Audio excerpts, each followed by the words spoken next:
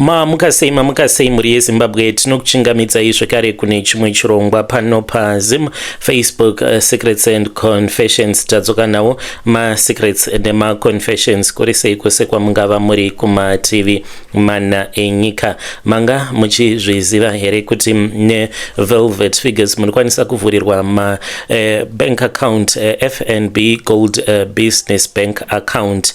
The link is in the comment section. Munokwanisa kuvabata muvaudza kuti tabva kwamukoma nashi, then they can give you a discount. Regedzai tiva tapinda muma messages edu atadzoka takakubatirai. Message edu yekutanga yakamira sekudai so: hanzi makadi zvenyu mukoma, please post my story makaviko chitupa changu. Ininiwo ndiri mudzimai uye zvekare ndiri mugari wemuno muUK. 20 years ndiri muno muUK, asi hapana kana chabuda. Mukoma nekuda kwezvandakaitwa navamwene vangu zvekare nehama dzavo, kana kuri kunzi unenge uri muKristu, paya panonzi vanhu vanenge vachifanira kuti vange vachiungana vari vanhu vemudzinza, dzimwe nguva unofanira kuti unge uchishayikwa nekuti unokwanisa kuzodyira uroyi kunyara sezvandakaita ini. Ndiri mukadzi uye zvekare ndine makore 48 years ekuberekwa. Ndakauya kunoku kune murume wangu apo patainge tichiri kuma 20 years. Saka takauya kuno tainge tichishanda, both of us tainge tichishanda semanes. Saka upenyu hwedu tainge takahuronga zvakanaka, but patakabva kumusha painge paine dambudziko rekuti handina kumbogara ndakagamuchirwa zvachose nehama dzemurume wangu. Panguva yandakaroorwa, hama dzemurume wangu vainge vachiti ivo vainge vasingandidi, vakazviratidza pachena kuti havandidi semuroora wavo, ende vainge vachiti kudzinza kwatinobva isusu kune vanhu vanoroya, even though vainge vasina kana evidence yacho. Saka ndaiti kana ndikadzokera kumba, amai vangu vaibva vandidzinga vobva vanditi dzokera kumurume wako. Apa kuti ndike ndichidzokera kumurume ndainge ndichidzingwa, ndairohwa nemadzitete angu nekuda kwekuti ndainge ndisina kugamuchirwa. Vakasvika pakuunza umwe mukadzi wepiri akazongoenda zvake nekuda kwemamwe masituation. Saka ndopatakazowana mukana wekuuya kunoku kumhiri kwemakungwa. Ndikangoti kuuya kwatakaita kuno ndo kwakaita kuti tinge tichizoramba tiri pamwe chete ini nemurume wangu, because ainge ava kutoda mukadzi wepiri zvechokwadi. Saka patakazowana mukana wekuuya kunoko akabva aona kuti zvainge zvichazova too complicated, ndokubva ngachizotanga kuitawo serious mumarriage. Saka takati tauya kunoko, still ndainge ndisingafarirwe. Ndakafungidzira kuti vanhu vasingakudi unokwanisa kuita kuti vange vachizokuda kuburikidza nemari yaunenge uinayo. Saka mukoma ndava kuno, I tried by all means. Dzimwe nguva ndaiti kana ndikataura naamai vangu vakandikumbira mari, ndaisarudza kuti ndenge ndichivanyima mari, asi vamwene vangu vaiti kana kuri kunzi vakandikumbira mari zviya, kunyangwe ndisina mari ndaitsanzadzira kuti vamwene vangu ndinge ndichikwanisa kuzovapa mari. Ndaifungidzira kuti zvandainge ndichiita izvi zvainge zvichazondibatsira kuti tinge tichizova vanhu vanenge vaine ukama, but mukoma kunyangwe ndainge ndichiita masacrifices akadaro, ndaiti zviya kana kuri kunzi ndikazovaudza kuti hatina mari vandikumbira, ndabva mukuvatumidzira mari zvekare vaizoudza mwana wavo kuti inini ndakavavenga. Apa pamwe pacho pandinenge ndatumidzira mari ndinenge ndisina kana kutomboudza murume wangu kuti ndavatumidzira mari. Saka iye ainge ava kutozviona sekunge ndakavenga vabereki vake, kusvika ndichizongoti iwewe uchiita zvako inini wondoita zvangu. Ndikangoti ndo kuzodhakwa kwakaita zvinhu ikoko, nekuti tainge tasplita mabills, tainge tichigara tiri tose zvedu ndo mistake iyo yatakaita, and I hope kuti vamwe vanhu vachange vakateererawo confession yangu vachazodzidzawo kubva pandiri kuti kana mava kuno ku UK you have to work as a team, nekuti kana mukasashanda as a team kunoku hamuna chamunombofa makabuda nacho. Saka zvainge zvaitika ipapo mukoma, inini ndainge ndava kumira nemabills angu, tichigara musame room, still married to this day, iyewo achimira nemabills ake. Saka pakuzonoti iwe nemabills ako, inini nemabills angu, urongwa painge pasisina, tainge tava kungorarama nje. And makore acho iwawo tainge tichiti zvinhu zvichangoramba zvakanaka muno mu UK. Tainge tichimbofungidzira kuti pane nguva yekuti unenge wava kuda kuzorelocate back to Zim, nesituation yainge iri muZimbabwe patakauya kuno ku UK. If someone would have said kuti thousands would want to return back to Zim mushure mekunge vambovaka upenyu muno mu UK, ndaikwanisa kuti kumunhu iyeye unonyepa hauna kana chaunomboziva iwe. But as you can see, kunyangwe painternet nyaya dzakangozara ndedzevanhu vari kurelocate vachidzokera kumusha. It's like a wave that is happening. Zvakambotisunda kubuda munyika ndo zvava kuita kuti tinge tichidzoka zvekare munyika nehwandu hwedu. Zvino isu vamwe vema 20 years hatina kana imba muno mu UK macho. Taizoitenga sei imba yacho, nekuti ndainge ndakamira nemabills angu, murume akamirawo nemabills ake. Nyaya yakatanga kunetsa mushure mekunge tadzokera kuZimbabwe. Tasvikako kuZim, of course nemurume tainge takabatana, but ndainge ndava kurarama life ngekuti ndinofanira kuti ndige ndichingogara ndichingoprova a point kwaari zvekare nehama dzake kuti handisi munhu akavenga hama dzake. Tasvikako kwainge kuine chivanhu chainge chichida kuitwa.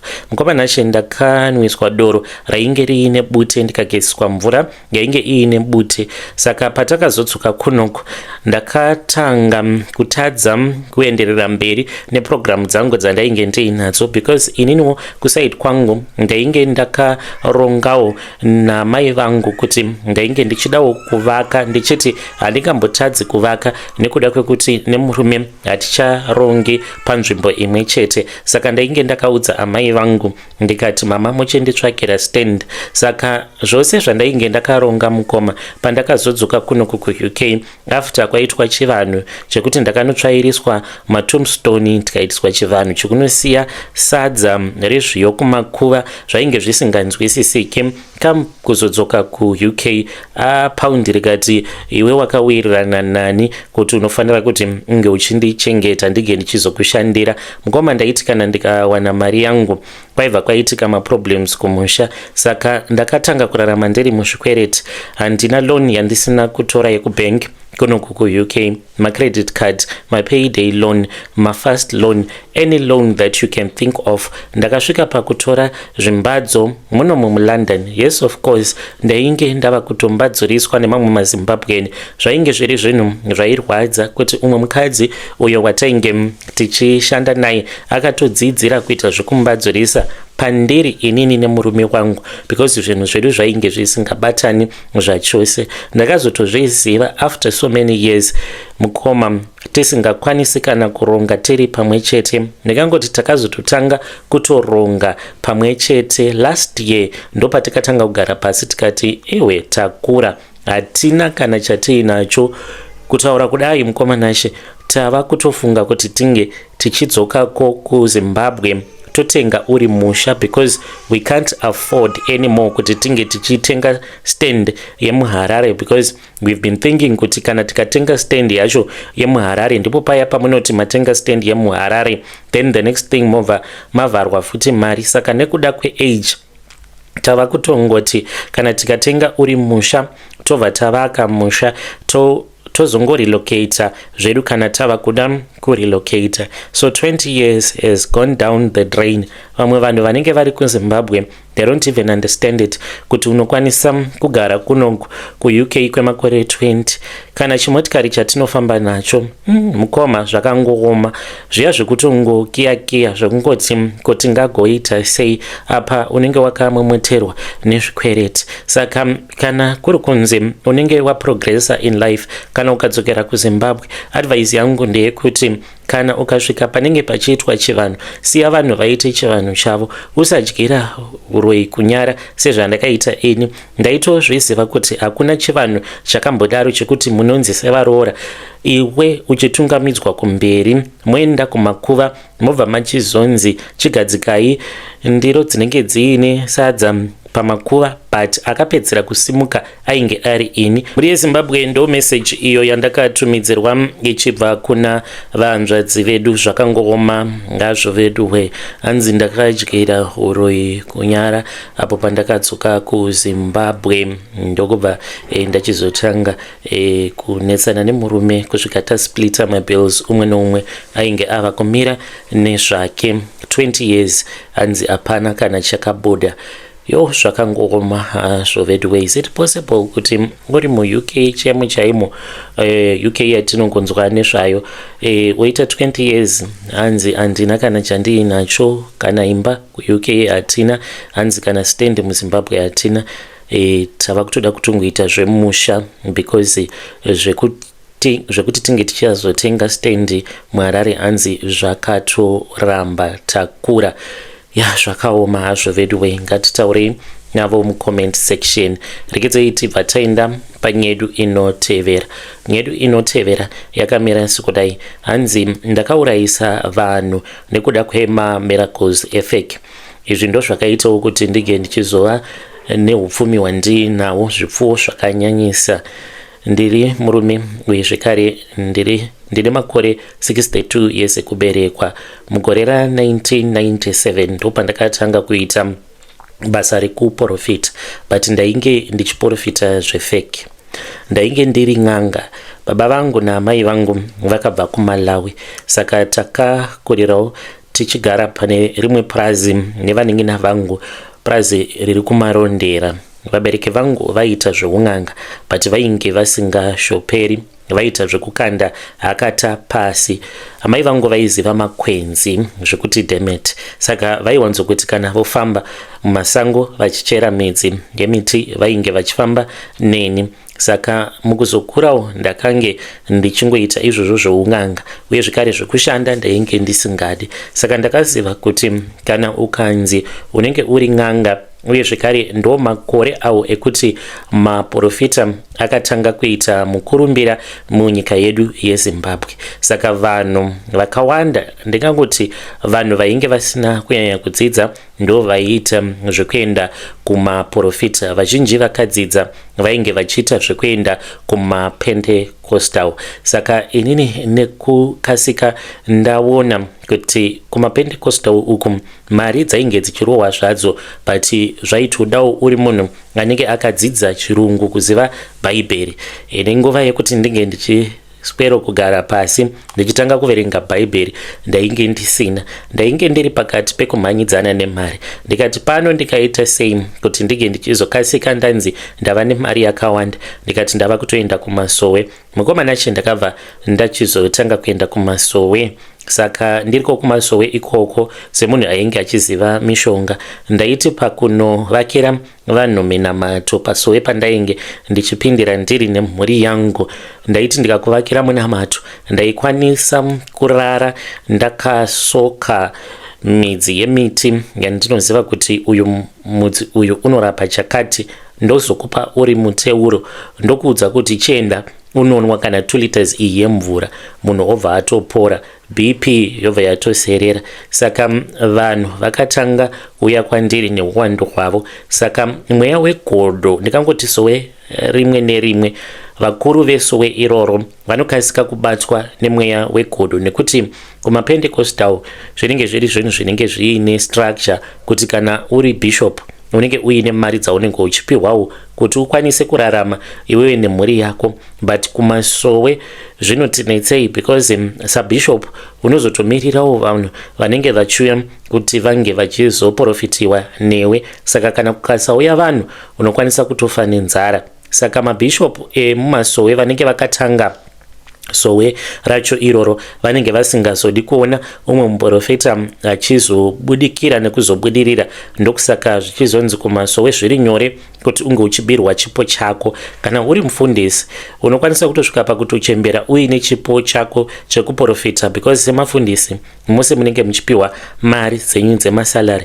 But kumasowe manje zvinotinetsei kutoti unge uchinzi waita mari hunge watowana vanhu vanenge vachiuya kwauri. Saka ndakatanga kunzwirwa godo apo pandainge ndichipindira pane rimwe sowe remuHighfields. Ndakazonotanga rangu muGlenview nekuda kwekuti mweya wegodo ndakaona kuti wainge watosimuka pasowe pandainge ndichinamatira. Saka vanhu vazhinji vainge vondiziva, vainge vachitobva kuna Nambare, Highfields, muGlenview ndainge ndatova nesowe rangu rakati kurei. Saka usiku vamwe ndo vandairapa ndichishandisa mishonga yechibhoyi. And chimwe chinhu zvekare chandinenge ndichida kuti munge muchinzwisisa kuti avo vanozoita vana mutongi gava munofanira kuti munge muchiziva kuti makore acho iwawo mamwe matenda awa akaita sana HIV tainge tichamati vana shura matongo uye zvekare vana chakapedza mbudzi. Saka vanhu vazhinji vainge vasingazvinzwisisi izvozvo kuti chirwere chacho chinombofamba sei. Chakanzi chakapedza mbudzi nekuda kwekuti vanhu vaifa, ende pose paifiwa vanhu vaiti kana mombe dzapera mudanga vaitanga kuuraya nembudzi vanhu kuti vange vachiwana zvokudya parufu. Ndokusaka chakazonzi chakapedza mbudzi nekuti kwainge kusati kwava nemishonga semishonga yavako mazuva ano. Kwainge kusina mapiritsi awa akaita sana ARV. Saka kunyange isu sen'anga zvinhu zvatainge tisingatonzwisisi kuti chirwere chacho chinombofamba sei. Saka handisiri ndega ndainge ndichiudzira vanhu zvokuita kuti rasai mapiritsi, rasai zvamunenge munapiwa nana chiremba nekuti hazvibatsiri. Zvakangofanana nezvinoitika pakensa mazuva ano kuti umwe nomwe ane muono wake. Umwe ndiye anokwanisa kukuudza kuti kana ukaenda kuchipatara kensa iyoyo haichatorapiki.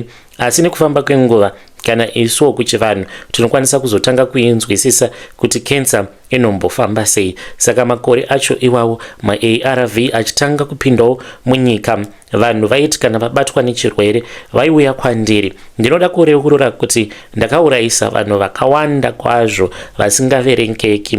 Munhu wose aipinda pasowe rangu aiti kana akabatwa nawo mukondombera kana tikanzwa zvichinzi akaenda akanopiwa mapiritsi ndaikwanisa kutoenda kumba kwake because ndaitofungidzirawo kuti zvichokwadi mishonga yangu imwe yandairotesewa yaikwanisa kurapa zvirwere zvakaita seHIV ndisingatozivi kutoti ndiri kutourayisa vanhu. Saka ndaiti ini handidi kuti mishonga yangu kana ndakupa mishonga wozotanga kunwa mapiritsi kunyange zvikanzi edzi yako inenge yauya yakawanda neTB, ndaitoti usanwa mapiritsi iwawo. Vanhu vakawanda mukomanashi vakafa zvinotyisa. Vazhinji vaiti kana vakauya kwandiri munhu achirwara ari panhoo yorufu kunze kwekuti ndige ndichikurudzira kuti munhu ange achiendeswa kuchipatara kunorapiwa, ndaiti munhu uyu ngaagare pano ndichamurapa ini, ndichimupa ndichimunwisa mishonga yakasiyana siyana. Saka vanhu vaisvika pakufa, vamwe vaingofira pasowe rangu sezvo vanenge vari vanhu vanenge vatambura nekurwara kwenguva yakareba. Vanhu vainge vachizongotora vafi vavo kana kungodaidza mapurisa. Saka mukoma nekufambawo kwenguva nekuzodzidziswa, nekuti takazotanga kudzidziswa kuti iro racho denda reHIV rakambomira sei, rinoshanda sei. Saka takazokwanisa kunzwisisa kuti zvimwe zvacho zvaiuya nekuroyewa, asi zvimwe zvacho zvainge zvisingauyi nekuroyewa. Munhu anofanira kuti ange achienda kuchipatara. Saka ndakange ndava nemari yakawanda mukoma. By then ndakakwanisa kutengawo mapurazi angu maviri, uye zvekare nemhuri dzangu dzandainge ndiinadzo, nekuti ndakawana vakadzi 3. Saka ndine upfumi hwakawandisa. Mukadzi woga woga ane purazi rake. Vana vandiinavo, ndine vana 30 avo vandiinavo. Ndiyo confession yangu iyo yandiinayo mukoma. Ndakura kudai zuva nezuva ndinogara ndichifunga nezvekufa kwangu, kuti nerimwe ramazuva ndichazofa kaini. Pandichafa zvinoreva here kuti vanhu avo vakafa vandakaudzira zvekuita kuti musazonwa mapiritsi, nekuti ini kurarama kusvika pandava pari nhasi enhau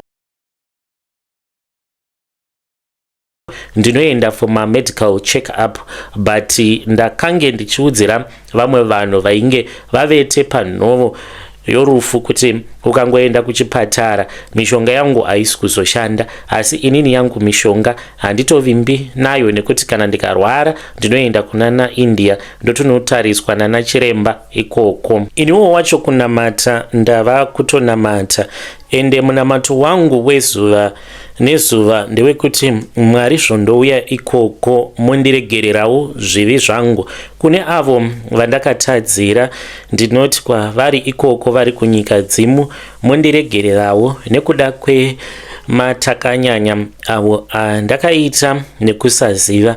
Handisini ndoga, vanhu vakawanda vakafa panguva iyoyo, nekuti isu sana chiremba seng'anga nemaprofita tainge tisingazvinzwisisi kuti denda iroro reHIV rinombofamba sei. Zvakafanana nepakauya COVID, vazhinji kana maiteerera vaitoti zumbani rinotorapa zvirwere zvakaita sana COVID. Saka ndo zvataingoitawo makore acho iwawo. Taingoti mudzi uyu ndo unoparadza denda iri, nekuti taifungidzira kuti chaita kuti munhu ange achionda kusadya. Saka taingomupa mapiritsi anorutsisa, tichiti anofanira kuti ange achirutsa bvuta kana kuti nyongo iyo inenge igere mumatumbu make. Apa munhu asisina simba opiwa mushonga wekuti ange achirutsa. Pane vamwe vaizototanga kutorutsa riri ropa munhu asati afa.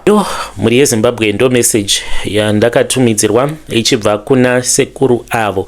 Zvakangooma hazvo vedwe.